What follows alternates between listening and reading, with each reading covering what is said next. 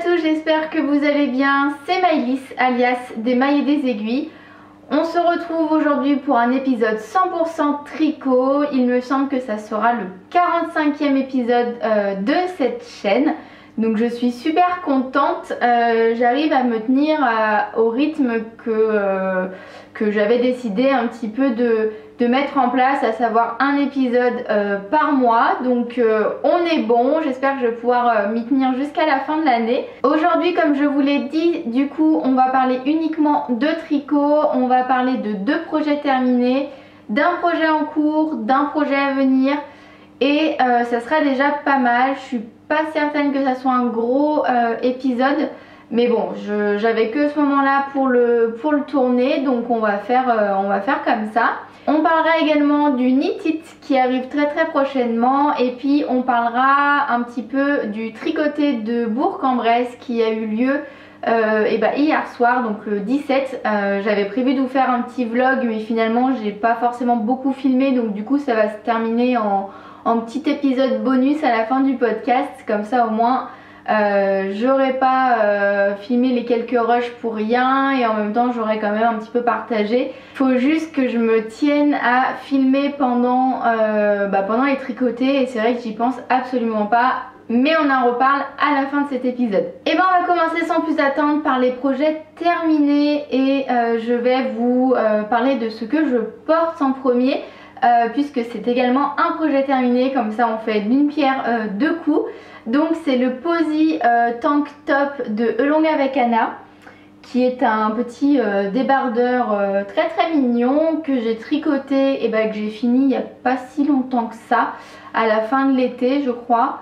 Fin de l'été, si on peut dire qu'on a eu un été, mais on va dire avant la fin du mois d'août, enfin quelque chose comme ça. J'ai pas mis longtemps à le tricoter, j'ai dû mettre à peine 3 semaines.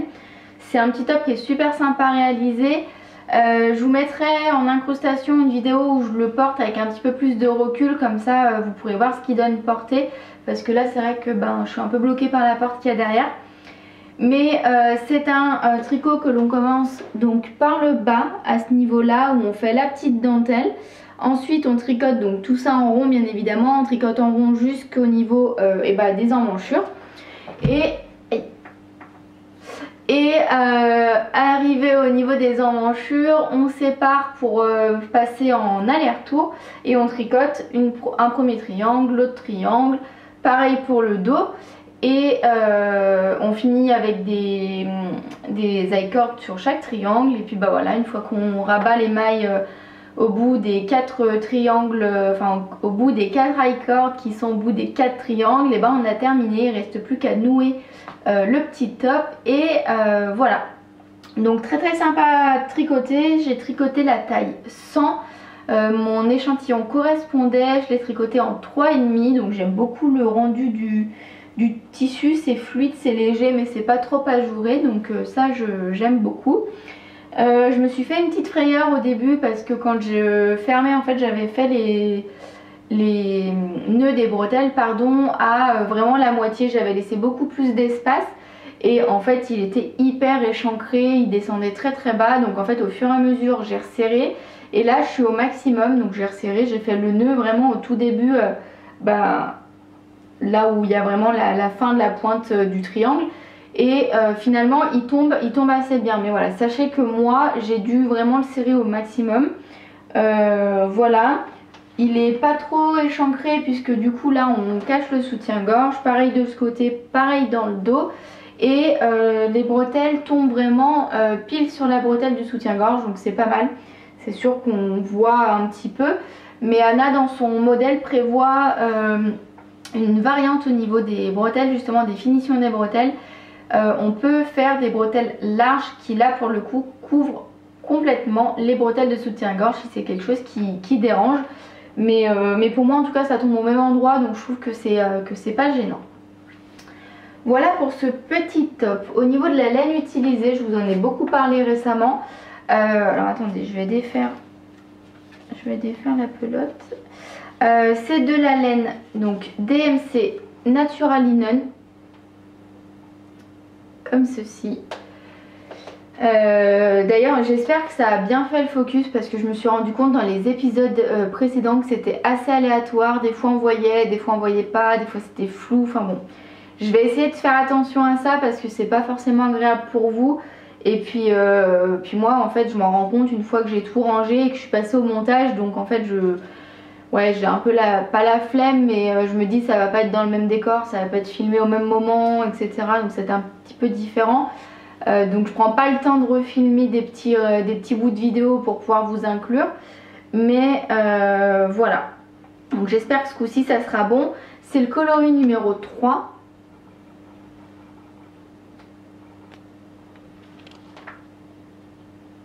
Comme ceci. Et la composition, on est sur 58% lin, 26% viscose et 16% coton.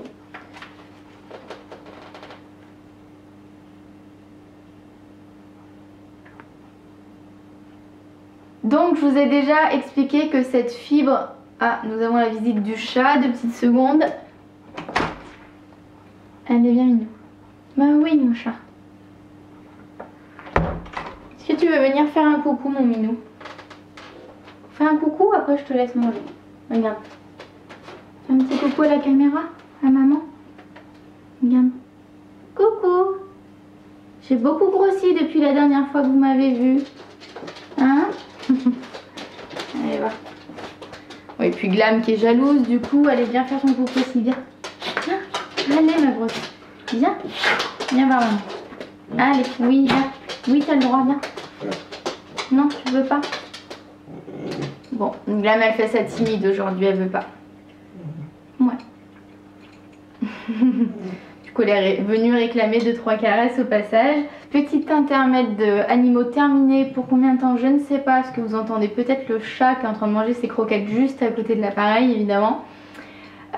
Du coup pour finir, je vais y arriver hein, sur cette qualité qui est la DMC Natural Linen, donc qui m'a été envoyée par Chris de Maille à l'envers laine végétale.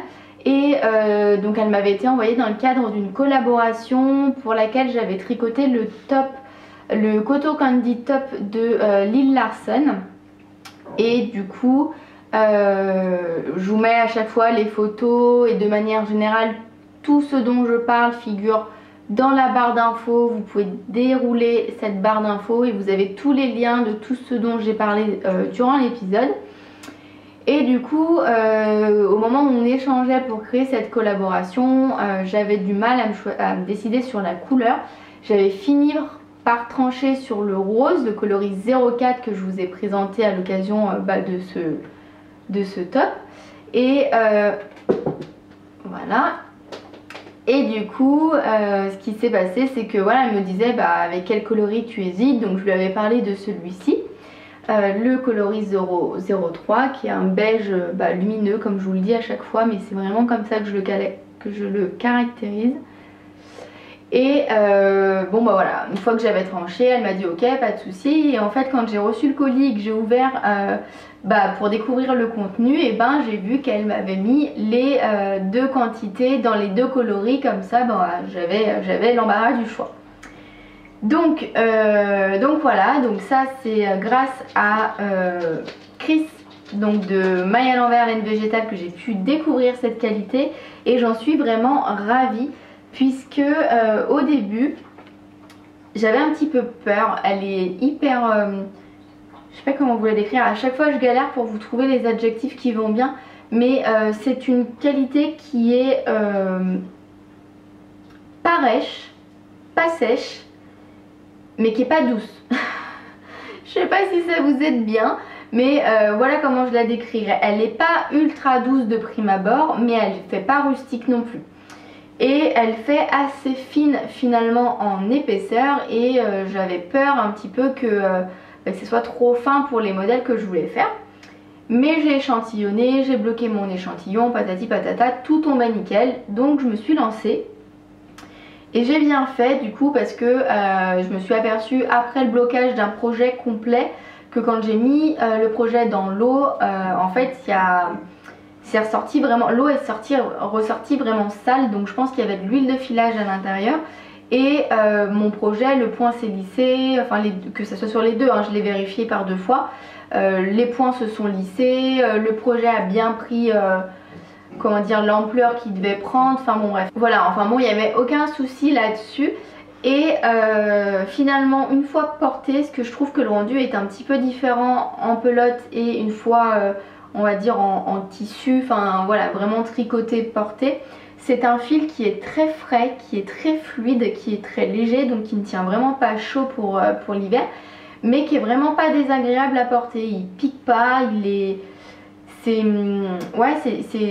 différent, c'est pas du tout comme un mérinos, on est bien d'accord, mais vraiment c'est pas désagréable et je suis vraiment contente d'avoir fait cette découverte.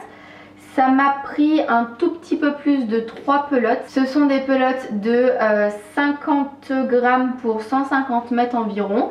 Donc voilà, je trouve que c'est un petit projet rapide à faire, sympa à tricoter, qui mange pas trop de laine.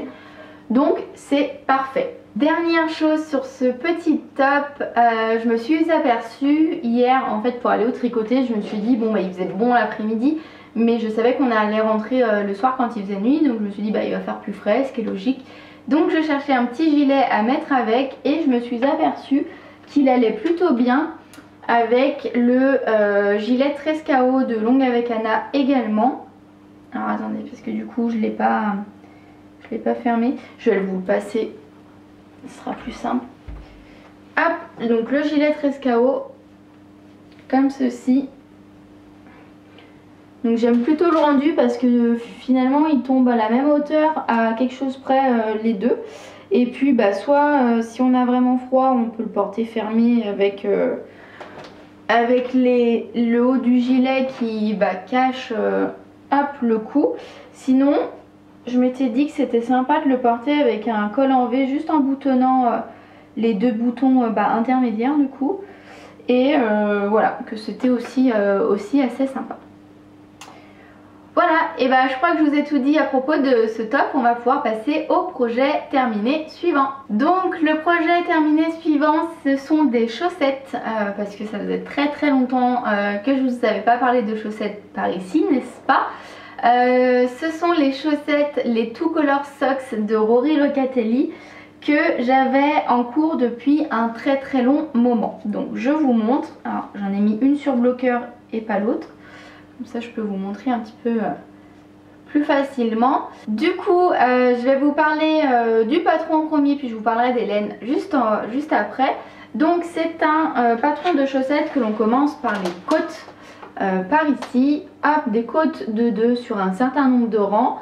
Ensuite on fait une alternance de rayures en jersey, un petit motif de dentelle, un talon renforcé à gousset très simple avec un petit motif de point de semis sur le dessus du pied uniquement. On tricote du coup le gousset jusqu'à arriver au moment où on a fini les diminutions et à partir de ce moment là on tricote le bon nombre de mailles. Donc moi j'ai tricoté une taille 64 mailles qui est une taille intermédiaire, je crois que c'est la taille M d'ailleurs. Donc on continue avec le point de semis sur le dessus, le jersey sur la semelle et passé un moment on change de couleur pour notre coloris contrastant. On refait encore quelques quelques rangs en point de semis et on passe à la pointe qui se termine du coup par un grafting. Alors je vais vous montrer de plus près. Comme ceci.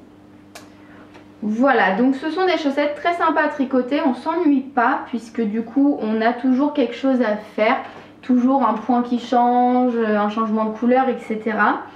J'ai beaucoup aimé tricoter ce modèle. J'ai fait une petite modification, c'est que j'ai enlevé un des motifs de dentelle parce que je trouvais que la tige, était déjà bien assez longue. Et puis voilà, du coup j'en ai enlevé un. Je crois qu'il y a 6 motifs, j'ai dû en faire 5. Par contre avec le recul je trouve que ces chaussettes sont trop grandes, enfin trop hautes. La taille correspond parfaitement à ce que je porte habituellement, hein. J'ai fait 64 mailles en 2,25 donc c'est assez classique chez moi. Par contre la tige est vraiment haute et moi j'ai un mollet qui est un petit peu fort, hein. Et du coup ça me sert au niveau du mollet, au niveau de du haut de la chaussette, parce que ça passe vraiment le début du mollet là où du coup ça s'élargit quoi. Donc à refaire, je pense que je ferai 4 répétitions de dentelle et je ferai pas autant de rayures et peut-être un peu moins de côtes également, comme ça ouais, pour revenir à une tige qui fait max ouais je sais pas, peut-être 10 cm maximum. Voilà. Par contre, ce que j'aime bien dans le patron et ce qui est écrit et ce que la designeuse du coup a pensé à faire, et c'est pas forcément le cas dans tous les patrons, c'est pour distinguer le pied droit et le pied gauche, enfin pour distinguer, je pense pas que ce soit pour distinguer à la base mais ça peut aider, c'est en fait de les faire en miroir. C'est-à-dire que là, vous voyez, même si on fait la technique pour que les changements de couleur pendant les rayures se voient le moins possible, ça fait quand même un petit... ouais, on voit que ça tire un peu plus et on voit que il y a quand même un changement, une démarcation. Et du coup, ça, elle le dit dans le patron et du coup, elle préconise de faire d'un côté à l'intérieur de la jambe et puis de faire pareil, mais à l'intérieur de l'autre jambe, donc du coup, de ne pas les faire du même côté. Classique quoi. Et du coup ça fait qu'on a nos deux démarcations de rayures qui se retrouvent à l'intérieur et qui ne se voient pas du coup quand on porte la paire. Et là on a vraiment sur l'extérieur des rayures qui sont nickel quoi. Voilà. Elles sont parfaitement symétriques. Pour une fois je me suis pas trompée dans comment dire, le nombre de rayures, le nombre de rangs à l'endroit auquel je change de couleur. Enfin non, elles sont parfaitement symétriques, il n'y a pas de souci. J'ai beaucoup aimé les tricoter, d'autant plus que la laine était très agréable. J'ai utilisé du coup, hop, alors attendez, je pose ça là, ce sera plus simple. J'ai utilisé pour le coloris contrastant du coup cette laine là, qui est de la The Woolly Skin.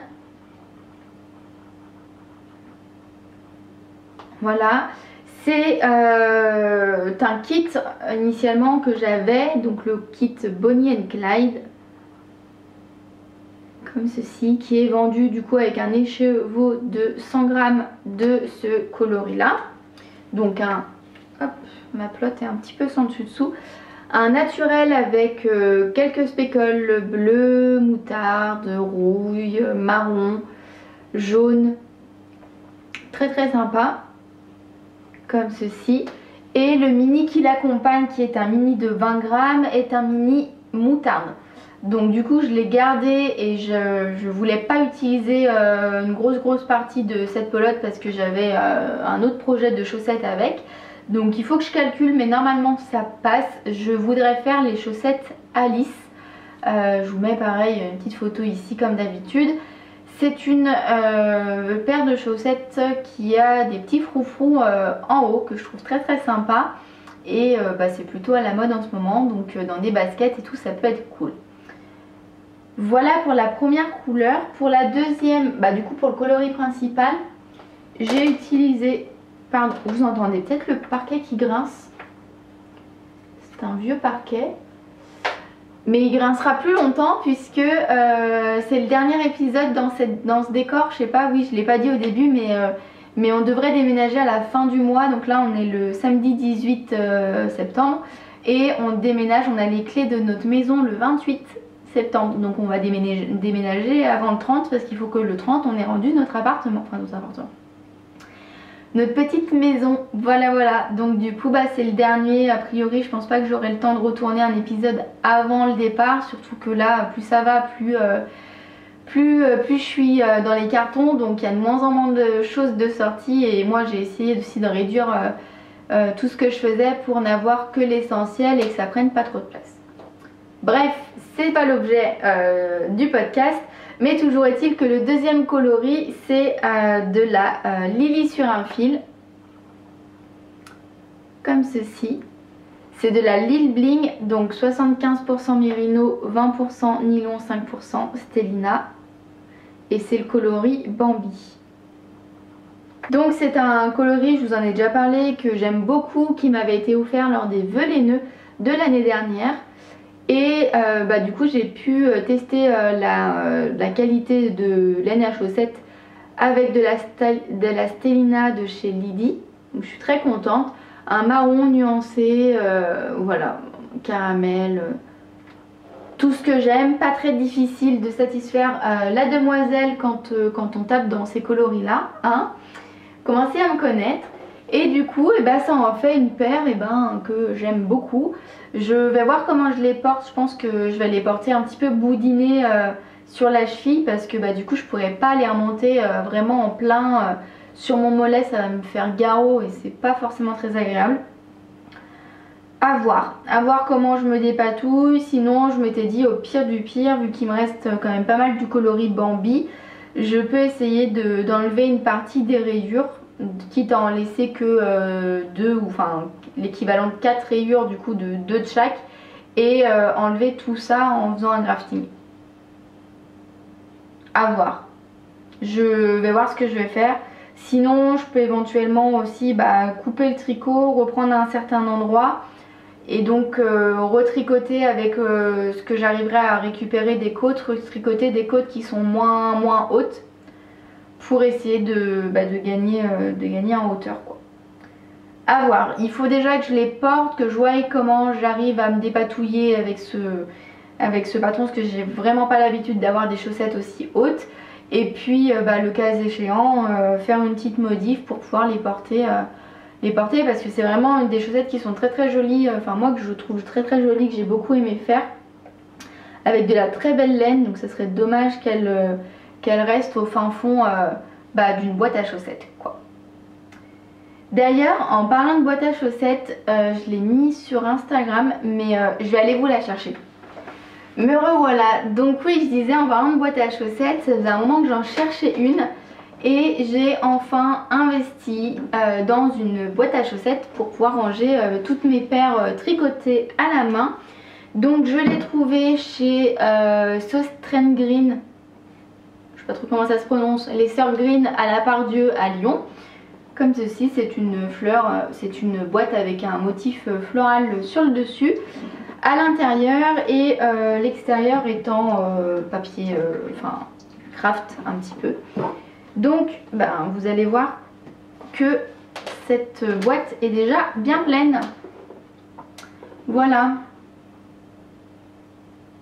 Donc du coup je vais avoir la place d'en mettre, en les serrant je vais pouvoir en mettre encore quelques-unes, parce que là vous voyez, en appuyant bien il me reste quand même pas mal de place. Enfin pas mal, peut-être de quoi mettre 2 paires de chaussettes, puis je vais voir après comment je les organise, si je les roule pas, peut-être que ça prendrait moins de place, ou si je les mets dans un autre sens. Enfin bon bref, il va falloir que j'étudie ça, parce que le but c'est que ça prenne pas plus qu'une boîte. Mais vu comment j'aime tricoter des chaussettes, on est mal parti là, hein. On est mal parti. Enfin bon, voilà, c'était juste pour vous montrer ma nouvelle boîte à chaussettes dont je suis très contente. Les Two Color Socks attendent simplement d'être prises en photo avant de pouvoir rejoindre les autres paires. Et puis du coup ça sera tout. Ça sera tout pour cette paire et puis pour les projets terminés. Mais on va enchaîner tout de suite avec les projets en cours, et vous allez voir, vous n'allez pas être dépaysés du tout. Donc pourquoi je vous disais ça? Et tout simplement parce que j'ai remis une paire de chaussettes sur mes aiguilles.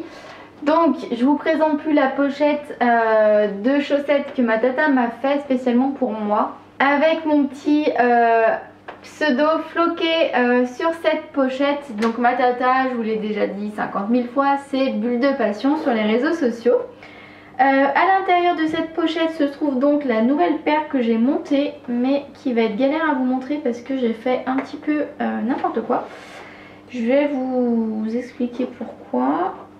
Voilà, je sors tout et voilà. Je vais sortir ça également. Donc cette nouvelle paire de chaussettes, ce sont les Hilbaritz Socks de Inky Atelier, alias Inkyaholic sur les réseaux sociaux. Je vous mets tous les petits liens qui vont bien. C'est une paire de chaussettes que j'avais à l'origine commencé à tricoter en double, donc avec l'intérieur et l'extérieur de la pelote, hop, comme ceci, pour parce que voilà, je voulais faire une paire de chaussettes en même temps pour pas avoir à réfléchir, tout ça, mais je n'avais pas lu le patron. Puisque donc du coup vous voyez je suis toujours reliée, donc c'est pour ça que c'est un petit peu embêtant. Je vais poser ça là, la laine je vous en parle juste après. Mais en fait quand j'ai avancé au fur et à mesure du patron, donc là j'ai fait la pointe et une partie du pied, je me suis aperçue que la créatrice préconisait de faire des rangs raccourcis sous la semelle du pied, donc à cet endroit là. Et forcément quand vous devez faire des allers-retours alors que vous avez des aiguilles, enfin que vous avez les deux paires sur la même aiguille, c'est pas faisable. Donc j'ai décidé de passer ces chaussettes sur mes petites mini Xiaogu là de 2,25 je crois. Non 2,5 pardon. Oui 2,5 parce que je suis désolée, le parquet grince. 2,5 parce que le patron prévoit de faire des mailles glissées sous la semelle, enfin sur la semelle du coup, donc sous le pied, à la même façon qu'on peut faire un motif œil de perdrix sur le talon. Et du coup pour renforcer le dessous du pied, on fait des mailles glissées. Et du coup ça a tendance un petit peu à rétrécir le tricot, donc j'ai préféré mettre mes 2,5 au lieu de mes 2,25. Donc ça c'est pour les petites, ce qui change par rapport à d'autres patrons habituels, mais ce qui est très très bien. Et du coup, donc ce sont des chaussettes que l'on commence par la pointe, on tricote tout le pied en faisant les rangs raccourcis à un certain endroit, après on tricote le talon et on tricote la tige en faisant les petits boudins. Voilà, donc j'en suis clairement pas là puisque j'ai deux pointes et là j'ai la moitié d'un pied du coup, puisque je tricote une seule chaussette à la fois. Et j'avance tout petit à petit, donc là je suis dans ma dernière, je crois que j'ai quasiment fini les rangs raccourcis et je vais pouvoir rattaquer à tricoter en rond tout simplement.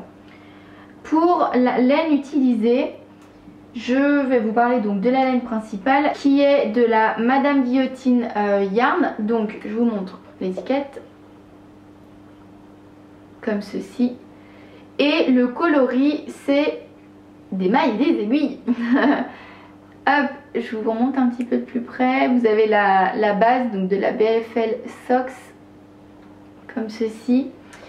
Du coup oui, 75% BFL, 25% nylon. Ce sont des écheveaux de 100 grammes pour 425 mètres. Et là je vous ai tout dit. Par contre ce que je vous ai pas précisé, c'est l'histoire du coloris. Peut-être que vous étiez déjà là quand ça a été fait. Sinon je vous raconte rapidement l'histoire. J'avais organisé un concours, il me semble que c'était pour les 3000 abonnés sur Instagram, quelque chose comme ça. Et du coup Madame Guillotine, qui est une teinturière qui habite à Lyon, m'avait proposé gentiment de créer un kit et de l'offrir au gagnant ou à la gagnante. Et du coup en créant le kit, elle m'a dit je vais créer un coloris spécialement pour toi. Comment t'imaginerais un coloris à ton nom quoi. Et du coup je lui ai dit moi j'adore le rose, j'adore le marron, j'aime beaucoup les speckles très légers. Donc du coup je lui ai dit voilà, j'aime beaucoup toutes ces tonalités là. Et elle a créé donc, alors par contre il est un petit peu déformé puisque forcément vu que je tricote avec l'intérieur et l'extérieur c'est un petit peu galère. Donc elle a créé ce merveilleux coloris qui est un rose avec pas mal de petits speckles marron, un peu plus rose foncé, donc quasiment bordeaux, un petit peu orangé, enfin bon, pas mal de petits speckles que j'aime beaucoup. Et une fois tricoté, je vais vous montrer sur la partie en jersey, ça donne ceci. Voilà, donc je trouve que c'est très très sympa. Et moi voilà, je suis absolument fan. Le kit se composait également d'un mini chocolat que je m'étais dit super, je vais pouvoir utiliser ça pour faire les petits boudins en haut de la chaussette. Mais encore une fois j'avais mal lu le patron et j'en aurais pas assez d'un mini de 20 grammes pour pouvoir faire les boudins des deux chaussettes. Donc du coup j'ai trouvé une couleur similaire dans mon stash. Donc les chevaux c'est fait la malle bien évidemment. C'est une laine que j'avais eue lors des vœux laineux, mais je crois que c'était les tout premiers vœux laineux, donc enfin les tout premiers auxquels j'ai participé, 2017 ou 2018 je dirais. Et c'est Essevi Yarn qui m'avait offert 3 écheveaux qu'elle avait teints elle-même. Attendez, est-ce que j'ai un nœud? Forcément, sinon c'est pas drôle. 3 écheveaux qu'elle avait teints elle-même, et puis voilà, elle m'avait demandé si ça m'intéressait. Donc j'avais dans l'idée de faire un pull, sauf que des pulls j'en ai juste 50 000, donc ils sont restés très longtemps dans mon stash. Et là je me suis dit bon, c'est l'occasion d'en déstacher un, ou au moins une partie, et de pouvoir faire les petits boudins comme c'était prévu en marron foncé. Voilà, donc voici la couleur. J'ai aucune étiquette, il me semble pas qu'il y ait de coloris non plus. C'est de la 100% mérino, donc ce qui me dérange pas parce que les boudins sont situés en haut de la tige des chaussettes et du coup il n'y a pas forcément trop de frottement. Par contre, je voulais regarder sur Vinted, j'allais dire n'importe quoi, sur Ravelry si je retrouvais pas quand même le nom du coloris, ça m'embête. Attendez, je vais regarder dans mon stock. Donc 100% laine mérino, 100 g 400 mètres, mais il n'y a pas de coloris. Donc voilà, je vous parlerai un petit peu plus de la construction, etc., du rendu dès que j'aurai un petit peu avancé. Mais ça me tenait à cœur de le tricoter maintenant parce que ça faisait longtemps que les 2 laines étaient dans mon stock et que j'avais envie d'utiliser un petit peu les laines qui traînaient. Et surtout parce que du coup ça va être mon projet de déménagement et puis mon projet une fois arrivé un petit peu dans la nouvelle maison. Donc voilà, ça me tenait à cœur d'utiliser ça et puis au moins je me dis j'ai une paire de chaussettes assez rapide et pas trop compliquée à faire, donc dès que j'ai un petit temps au moins je peux me poser, tricoter quelques mailles, je sais pas, ça me rassure d'avoir ce projet là avec moi. Voilà pour le seul projet en cours. Vous voyez comment je suis raisonnable, même si je me suis laissée tenter par un cal et du coup dans les projets futurs je vais vous parler de ce cal là. Je vais enfin, vous avez le droit de le dire également, enfin tricoter le rose cardigan de Andrea Mori, puisque l'Audemoiselle et une autre personne dont j'ai oublié le pseudo, je suis désolée, lance un cal autour de ce modèle là. Donc je crois qu'on peut commencer à tricoter à partir du 1er octobre. Donc moi je commencerai peut-être un tout petit peu après puisque c'est pile le moment où on sera dans le déménagement. Donc du coup ça va peut-être être un petit peu compliqué. Mais j'ai un kit fade de Life in the Long Grass que j'avais racheté en destache à Fabienne Biroulet-Game. Et du coup pour justement faire le rose cardigan et que je n'avais toujours pas fait. Alors qu'il y a, je sais pas si c'est les vœux laineux de l'année dernière ou ceux d'avant, enfin de l'année d'avant, Fabienne m'avait du coup offert le patron du rose cardigan. Donc j'ai tout ce qu'il faut pour le faire. Il me manquait juste de la motivation et voilà, le fait de tricoter à plusieurs avec d'autres personnes qui comme moi ont longtemps procrastiné le montage de ce projet là. Je me suis dit c'est l'occasion parfaite, donc j'espère m'y tenir. J'ai des écheveaux de fingering, mais dans le patron c'est recommandé d'avoir des écheveaux de sport. Donc il faudra vraiment que j'échantillonne avant de m'attaquer à tout ça. Après l'échantillon est très serré. Je crois qu'Andrea Mori tricote vraiment bien serré. Donc je pense que ça se trouve avec de la fingering sans faire trop de modifications. Ça devrait pouvoir passer. À voir, sinon je tricoterai une taille supérieure pour revenir sur mes pieds. Il faut que je fasse mes petits calculs, mais en tout cas c'est quelque chose dans ce goût là qui va se passer. Voilà pour la partie tricot. Donc petite partie blabla pour terminer cet épisode. Je voulais parler du Knit It avec vous, puisque le Knit It est un festival de laine organisé, enfin knit, tricoter, eat, manger. Donc c'est un festival autour de la laine et de très bonnes choses à manger qui va se tenir à Lyon les 2 et 3 octobre prochains. Donc c'est un festival qui avec le Covid n'a pas pu avoir lieu ni en 2020, enfin c'était censé être en avril, ça avait été repoussé en juin puis en octobre puis complètement annulé pour l'année 2020. Et là normalement l'édition va vraiment bien se tenir et avoir lieu puisque les dates sont programmées, donc comme je vous le disais, le 2 et le 3 octobre à Lyon. Et tout a l'air bien parti, ça sera sur passe sanitaire, il y a un billet d'entrée à prendre qui permettra de réguler un petit peu suivant les créneaux que vous choisirez le flux de personnes, donc ce qui est plutôt intéressant parce que c'est vrai que la première édition qui avait eu lieu en 2019 c'était blindé de monde, enfin tout du moins le samedi, puisque moi j'y avais été le samedi et dès l'ouverture c'était la cohue. Donc du coup voilà, donc cette année j'ai vraiment hâte d'y aller. Je pense que j'irai le samedi. Voilà, en plutôt début d'après-midi, je vais laisser passer l'euphorie du matin parce que franchement c'était... c'est pas que c'était pas agréable parce que il y avait toujours des belles laines etc. Mais je trouve que les échanges étaient moins faciles. Il y avait beaucoup de gens, beaucoup de bruit, on pouvait pas trop déranger les teinturiers et teinturières parce que du coup ils avaient besoin de vendre, donc on pouvait pas parler non plus sans s'étendre avec eux. Enfin bon voilà, donc je me suis dit début d'après-midi c'est plutôt cool, comme ça laisse au moins tout le début de l'après-midi plus l'après-midi sans rentrer forcément trop tard le soir non plus, donc voilà, pourquoi pas. Donc voilà, ce que je voulais vous dire c'est déjà savoir si vous allez vous avez prévu d'aller au Knit cette année. Si c'est le cas, n'hésitez pas à me le dire dans les commentaires. Et j'aurai pas forcément le temps de tourner d'autres épisodes avant le Knit, donc je tenais à vous dire que si jamais vous me croisiez sur le festival, n'hésitez pas à venir me saluer, à vous arrêter, à venir me parler. Je suis pas quelqu'un qui suis trop physionomiste, donc du coup c'est possible qu'on ait déjà échangé sur Instagram ensemble, mais que je ne vous reconnaisse pas, d'autant qu'avec les masques c'est plutôt compliqué.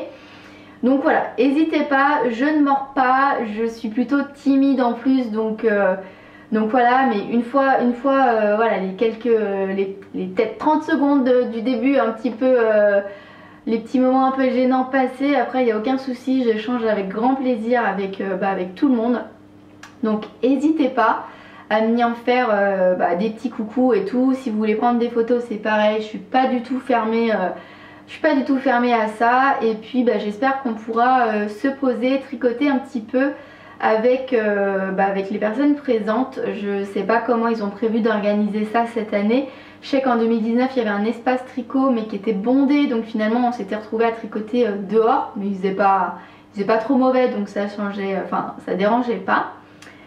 Voilà, que dire de plus? Et non, je pense que j'ai fait le tour. Je vous laisse avec les quelques images tournées lors du tricoté de Bourg-en-Bresse hier soir. Et je vous fais plein de gros bisous, je vous dis à très bientôt. Portez-vous bien, prenez bien soin de vous, tricotez bien, cousez bien, brodez bien, comme d'habitude faites ce qui vous plaît et surtout prenez soin des vôtres, profitez des petits moments que vous pouvez avoir à leur côté et puis plein de bonnes choses et à la prochaine. Bye bye. Coucou tout le monde, j'espère que vous allez bien, c'est Maëlys alias des mailles et des aiguilles. On se retrouve aujourd'hui pour un petit vlog puisqu'on est le 17 septembre et que ce soir c'est le tricoté de Bourg-en-Bresse. Donc du coup voilà, je vous emmène un petit peu avec moi. Je sais pas encore si je vais filmer pendant le tricoté, mais toujours est-il que du coup je viens d'arriver à Bourg-en-Bresse. J'ai mis un peu plus d'1 heure pour venir, c'était un petit peu la galère sur la route.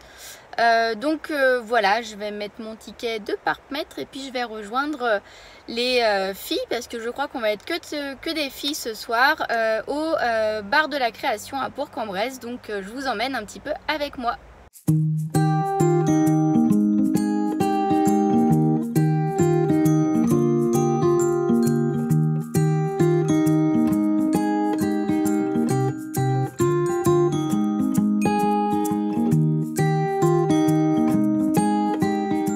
Cette limonade à la cerise était vraiment délicieuse, la crêpe au sucre également. La salle que vous voyez à l'étage avec les tableaux, c'est la salle qui nous était réservée pour le tricoter.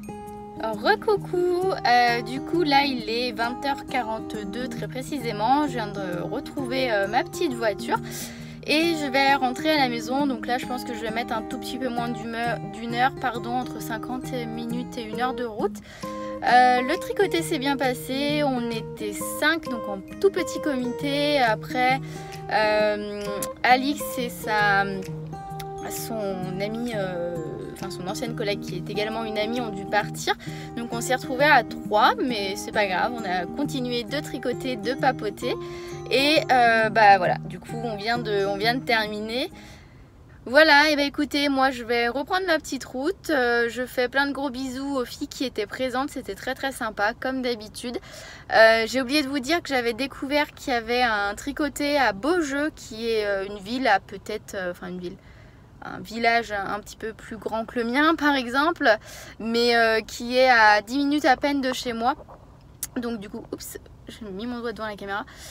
Donc du coup, ça se passe tous les jeudis, les premiers jeudis de chaque mois. Donc je pense que je vais essayer d'y aller pour le prochain rendez-vous, qui sera, je pense, tout début octobre. Donc à voir comment ça tombe. Mais je vais essayer en tout cas d'y aller parce que c'est juste à côté, donc ça peut être très très sympa. C'est dans une mercerie, c'est une mercerie qui a ouvert en novembre 2020. Qui l'organise, donc voilà, c'est le premier jeudi de chaque mois de 18h30 à 20h30. Voilà, et écoutez, je vous fais plein de gros bisous et puis j'espère que ce petit intermède tricoté vous aura quand même plu, et promis, la prochaine fois j'essaye de penser à filmer un petit peu plus ce moment, les échanges, les projets de chacune, etc.